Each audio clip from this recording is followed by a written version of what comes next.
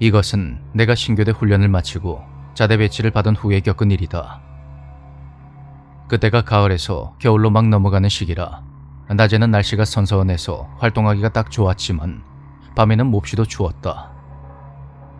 하루는 진급이 누락되어 당시 상병 8호몽이었던 선임과 함께 위병소 근무를 섰는데 그것이 바로 나의 첫 근무였다. 그때 선임이 나에게 어떤 이야기 하나를 들려주었다. 저기 탄역고 쪽에 동서남북으로 초소 있지?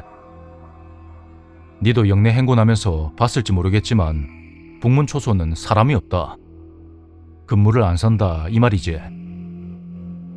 아예 폐쇄를 시켜놨다는 건데 예전에 저기 대대에서 간부 한 명이 목을 맸다더라고. 왜? 우리 보급 나오는 회색 내복 있지? 한밤중에 그것만 입고 북문 초소 앞 느티나무에 목을 맸다 하대.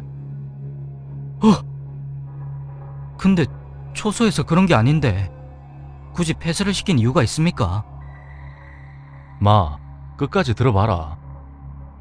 네 말대로 초소에서 그런 건 아니지만 어쨌든 그 대대에서 난리가 났다이가. 뭐 사고는 대충 수습이 됐는데 그러고 얼마 안 지나서 항상 텅텅 비어있던 대대장 마음의 편지함에 언제부턴가 편지가 하나씩 쌓였다는 거지. 그것도 매일 똑같은 내용의 편지가 말이다. 살려주십시오. 대공초소 살려주십시오. 그거 보고 대대장이 처음에는 누가 이런 장난을 치냐면서 노발대발 해가지고 한 번만 더 이런 내용의 편지가 오면 병사고 간부고 가만 안 두겠다고 으름장을 놨다나 봐. 근데 대공초소라면 그래, 북문 초소다. 예전에는 거기를 대공초소라고 불렀었지.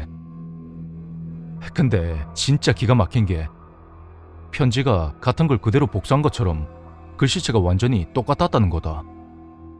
분명히 전부 다 손으로 쓴 거였는데 말이다. 대대장이 그렇게 엄포를 놨는데도 그걸 비웃기라도 하는 것처럼 편지가 계속 늘어나는 거야.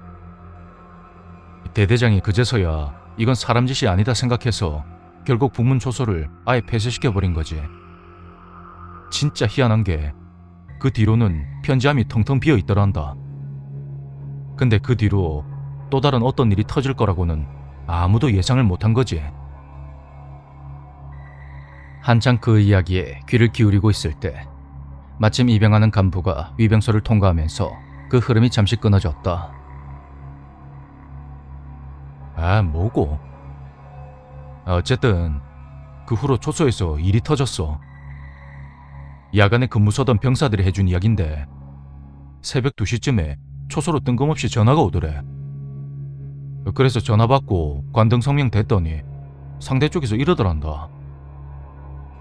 김지원 하사입니다. 지금 상황 조치 훈련 중인데 모든 병사들이 투입돼야 하니 속히 복귀하기 바랍니다. 복귀로 쪽이 아닌 탄약고 쪽 경로로 해서 와야 합니다. 근데 탄약고 쪽은 애초에 길이 좁고 산을 깎아서 만든 곳이라서 발이라도 잘못 디디면 바로 즉사라고 할 정도로 위험하거든. 그때 근무 중이던 사수랑 부사수는 김지원 하사라는 사람이 누군지도 몰랐고 그래서 지통실에 다시 연락해서 물어봤더니 이 시간에 그런 훈련 자체가 없는 데다가 부대에 그런 간부는 없다고 했다는 거야.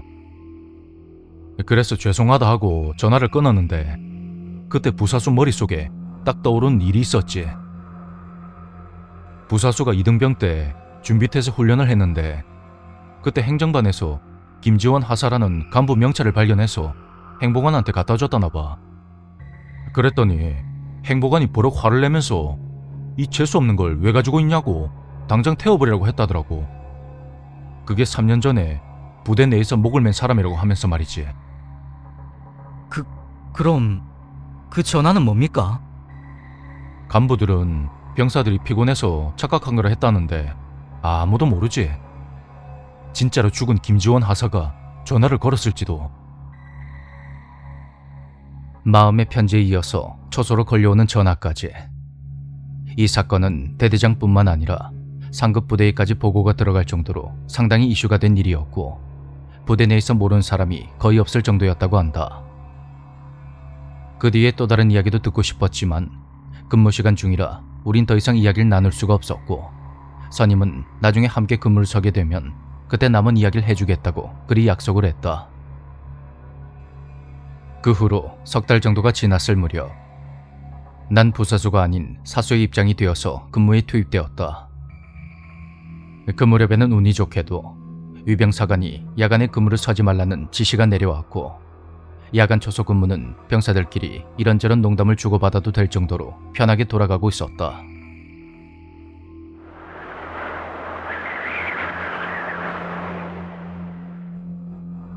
한겨울에 매서운 찬바람이 실었던 나는 난로가 있는 위병소 안으로 들어가며 부사수에게 미리 당부를 했다. 야, 혹시 간부 오면 바로 인터폰 날려라. 나 안에 잠깐 들어가 있을 테니까. 예, 알겠습니다.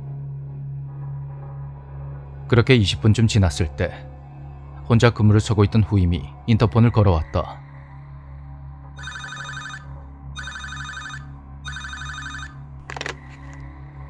왜? 저 김성병님, 좀 나와보셔야겠습니다. 그런 후임의 목소리엔 어딘지 모를 두려움이 서려 있었다. 왜 그러는데? 간부 왔나?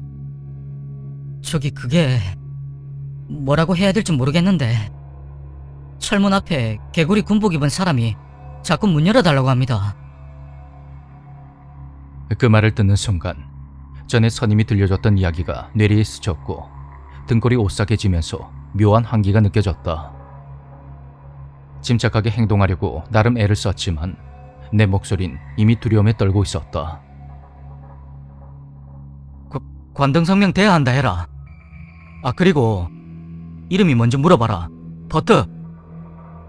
저 김지원 하사라고 합니다. 지금 출근이라고. 김지원 하사. 이미 수년 전에 스스로 목숨을 끊었다는 간부가 이 새벽에 출근이라니. 난 후임에게 버럭 소리를 질러버렸다. 이 시간에 무슨 출근인데? 내랑 장난치나? 정말입니다. 진짜 개구리 군복 입고 자꾸 문 열라고 하는데. 김성경님, 잠깐 나오셔야겠습니다. 정말입니다. 그런 후임의 다급한 목소리를 듣고 있자니 솔직히 너무 무서웠다. 발이 쉽게 떨어지지 않았지만 난 용기를 내어서 밖으로 나갔다. 그런데 뭐야? 어이, 박인종! 박인종! 이 자식이 어디 갔어? 초소 안에 있어야 할 후임은 보이지가 않았고, 철문 밖을 살펴봤지만 개구리 군복은커녕 개미새끼 한 마리도 보이지 않았다. 아, 머리야. 대체 뭐가 어떻게 된 거야? 갑자기 심한 두통이 느껴진 나는 자리에 그대로 털썩 주저앉아 양쪽 관자놀이를 누르며 혼잣말을 중얼거렸고, 등 뒤쪽으로는 식은땀이 흐르기 시작했다. 바로 그때였다. 김성경님, 괜찮으십니까? 왜 밖에 나오셨습니까? 야, 이 자식아! 밖으로 나와보려고 할 땐 언제고 자리까지 비우더니 이제 와서 괜찮냐니. 난 벌떡 일어나 후임 녀석의 뺨을 냅다 갈겨버렸다. 너 나랑 장난치냐? 김재원 하사 어쩌고 떠들어대더니 뭐? 왜 밖에 나와? 지금 장난해? 하지만 후임은 영문을 모르겠다는 얼굴로 뺨을 부여잡으며 나에게 이렇게 되물었다. 그게 무슨 말씀이십니까? 저는 지통실에서 불러서 거기 다녀오는 길입니다. 뭐? 그게 뭔 소리야? 지통실? 아, 위병소 인터폰 안 되는구나. 아, 그게 초소로 전화가 왔는데 당직 사관이 병사 후송 갔으니까 근무자 중 한 명이 와서 내일 출타자들 휴대폰 위병소에 갖다 놓으라고 해서 거기 다녀왔습니다. 저는 위병소 인터폰 당연히 되는 줄 알고 아무 생각 없이 벨 누르고 말씀드렸는데 제가 고장난 걸 깜빡하고 그래서 못 들으셨던 것 같습니다. 죄송합니다. 그랬다. 내가 머물던 위병소 안에 있는 인터폰은 사실 고장이 나 있는 상태였다. 그런데 그날은 후임은 물론이고 나조차도 그 사실을 깜빡 잊고 있었던 것이다. 그렇다면 내가 위병소 안에 있는 동안 나와 인터폰으로 대화를 한 사람은 김상병님, 좀 나와보셔야겠습니다.